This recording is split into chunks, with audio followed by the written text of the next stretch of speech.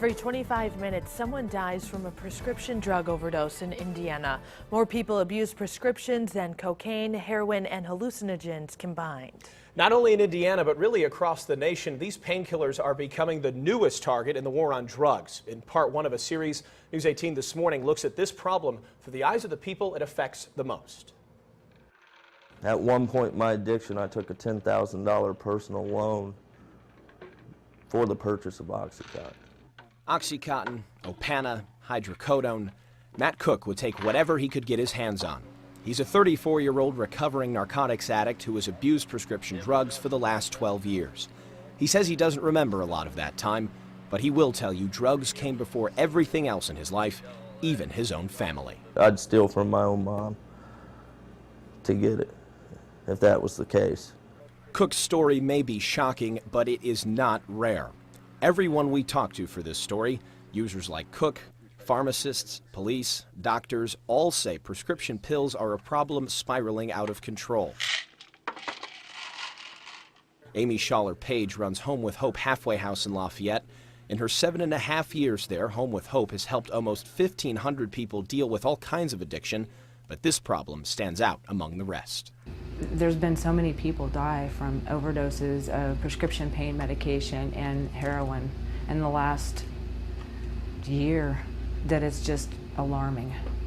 Numbers released this month from the Tippecanoe County Coroner's Office say the exact same thing.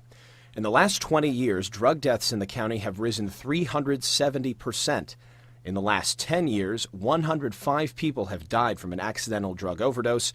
That is 3 times the amount that have died from drunk driving.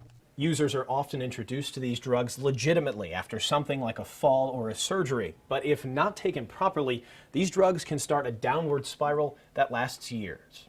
Once you have used them for a period of time, even as directed, you had surgery, you had an injury, whatever, after a few days, your body becomes physiologically addicted to the medication. Dr. Mark Estes runs the emergency room at IU Health Arnett and advises the Monticello Fire Department on how to deal with drug overdoses. Once you get hooked on narcotics, your life changes completely. Cook was prescribed Oxycontin after a back injury. Like so many others, he got hooked and doctors cut him off.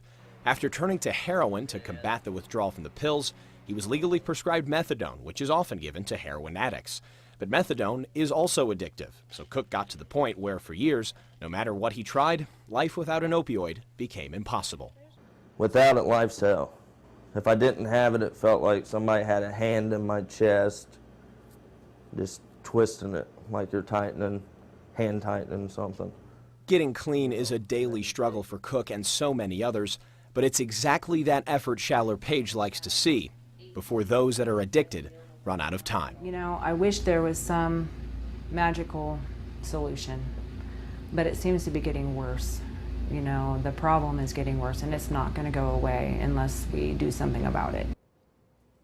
Tomorrow on News 18 this morning, we'll tell you what you can do about it. We'll take a look at some of the causes of this problem and talk to those trying to offer solutions.